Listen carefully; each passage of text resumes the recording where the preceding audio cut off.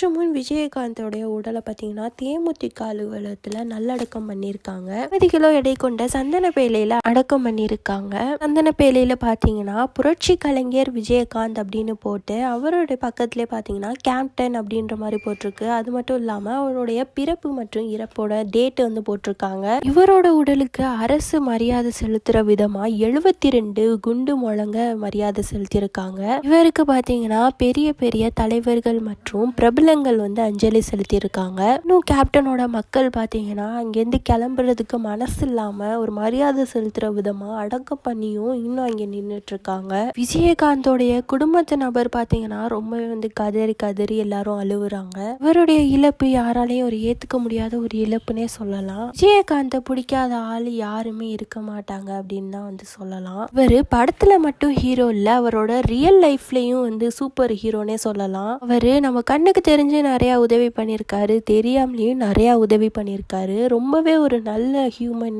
சொல்லலாம். இவருடைய இழப்பை பார்த்தீங்கன்னா யாராலையுமே ஏற்றுக்க முடியாது. இவர் இறந்தாலும் மக்களோட மனசை விட்டு எப்போவுமே வந்து போக மாட்டாரு. இவருடைய ஆத்மா சாந்தி அடைய நாம் பிரார்த்திப்போம். நன்றி, வணக்கம்.